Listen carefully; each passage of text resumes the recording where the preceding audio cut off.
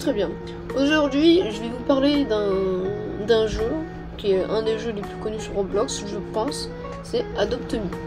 Alors, pour ceux qui ne savent pas ce que c'est Adopt Me. Adopt Me, c'est un jeu Roblox multijoueur, comme à peu près tous les jeux Roblox, hein, d'ailleurs. Et genre en fait dessus, tu dois, on va dire, avoir les meilleurs pets sur ce jeu. Pour ceux qui ne savent pas, les pets en français ça veut dire animaux de compagnie. Et comme beaucoup de personnes s'amusent à dire Adopt Me c'est un mauvais jeu, c'est un jeu toxique, eh ben on va faire une analyse pour voir si Adopt Me c'est un jeu toxique. Alors premièrement, pour moi Adopt Me ce n'est pas en soi un jeu toxique, comme tout le monde s'accorde à le dire. Parce que si on ne compte pas les personnes qui sont toxiques dans le jeu, ça reste un très bon jeu. Tant que ça amuse nos petits frères, nos petites sœurs, on s'en fout nous. Tant que ça amuse les personnes qui nous entourent, bah tant mieux. Alors, il y a plusieurs sujets qu'on va parler dans cette vidéo. Le premier sujet, le scamming. Le deuxième sujet, l'importance qu'il y a eu, l'importance de ce jeu. Enfin l'importance, ce qui a le problème de ce jeu. Et le troisième sujet sera qui a été les développeurs.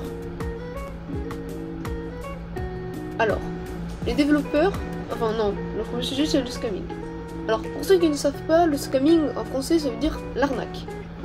Alors là vous vous demandez dans votre tête, ah mais comment on peut arnaquer sur un jeu qui s'appelle Adopt Me?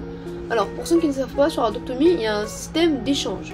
Avec ces échanges, tu peux échanger des pets contre d'autres pets. Et avoir en soi le meilleur pet. Et après honnêtement avoir le meilleur pet, ça sert juste à flex. Voilà. Après on s'en bat les couilles. En soi après c'est juste genre du design, c'est du cosmétique quoi. Et quand il y a des personnes genre ils s'amusent, c'était avant la mise à jour des 9 cases, on pouvait arnaquer les gens facilement. Genre en fait il n'y avait pas de délai quand t'acceptais. Maintenant quand t'acceptes il y a un délai de 15 secondes et après tu dois re-accepter. Il y avait des personnes, avant que ça a été ajouté, mais il y a des personnes, genre, ils voulaient trad, on imagine un pet méga rare, et ils le mettaient, par exemple, il était en néon, ça veut dire que c'est une rareté supérieure du pet. Et genre, à la seconde, avant d'accepter, ben, le mec, il le met en normal, le pet. Et c'est comme ça que la plupart se font arnaquer. Alors, quand il y a eu la mise à jour des trades, bah, ça a été très bien, parce que ça a empêché un minimum les arnaques. Mais les arnaques, ça y reste toujours. Parce que, on imagine, il y a des nouveaux qui débutent dans le jeu et ils savent pas ce que c'est les valeurs des pets. Alors, il y a quelqu'un qui, par exemple, on imagine, le nouveau, il a un pet super rare. L'autre, il va lui demander, hey, mon ref, je t'échange ça contre ton pet. Et l'autre, il lui dit, ah, mais ton pet, il est rare. Et l'autre, il répond, ah oui, oui, t'inquiète, mon pet, il est méga rare. Il est même plus rare que le tien. Alors que pas du tout, c'est un des pets les plus classiques du jeu. Et ça, c'est un des gros problèmes. C'est que, à cause des arnaques, ben, les personnes quittent Adopt Me, malheureusement.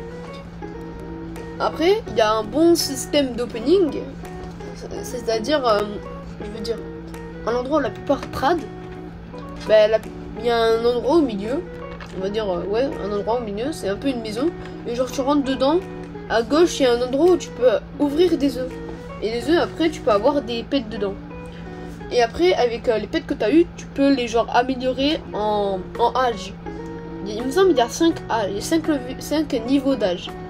Avec ces 5 niveaux d'âge, plus il est haut en niveau d'âge, plus il va être bien. Pour faire des pets néons. Je sais, je sors un peu du contexte trad, mais ça reste un peu dans le thème, parce que il faut des néons pour trad la plupart du temps. Alors, pour trad, pour avoir des néons, faut 4 pets. 4 fois le même pet qui est à son âge maximum. Voilà. Je dirais pas comme ça, mais c'est très dur. Ça peut te prendre plusieurs heures à avoir un pet au max. Voilà, ça c'était le thème trading. Maintenant on va. Le trading ça veut dire l'échange. Voilà. Maintenant on va passer au sujet de le problème du jeu. Alors, le problème du jeu, c'est qu'il est surtout beaucoup enfantin. C'est un jeu où presque tous les enfants jouent sur Adopt Me. Après, tant que ça amuse nos petits frères, nos petites sœurs, tant pis, nous on s'en fout. Mais le problème c'est que la plupart des grands critiquent ce jeu parce qu'il est trop enfantin quoi. Genre il y en a ils disent ah mais ce jeu il mérite pas sa place dans Roblox et tout. Alors qu'à tout moment les personnes qui ont ça, qui disent ça, ben, leur petit frère ils jouent sur ce jeu. Sauf qu'ils le savent pas je pense. Et soit ils le savent mais ils disent d'arrêter de jouer. Je sais pas.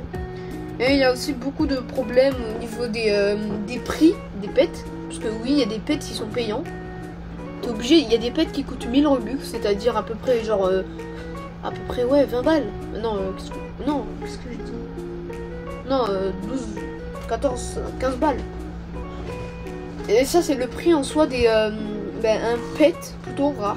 Voilà, c'est un pet de rareté légendaire, c'est ça le prix. Voilà, 15 balles. Après tu te demandes après ça va te servir à quoi le pet? Parce que c'est sûr, si tu sais pas à quoi ça va te servir le pet, ben ça c'est nul quoi. Alors après, il y a un autre sujet, c'est des développeurs. Alors, les développeurs, je vais vous montrer qui c'est. Enfin, qui sont.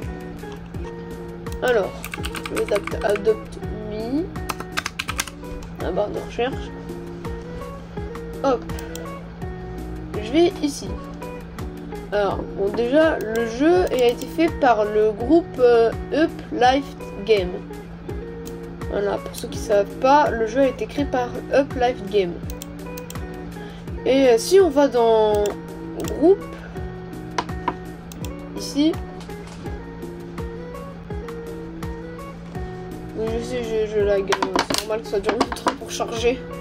Alors, si on fait plus de groupes, on tape Up Life Game, voilà, celui-là.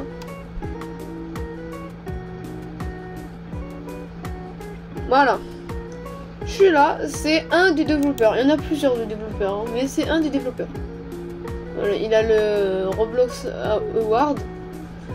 C'est un des développeurs du jeu. Hein.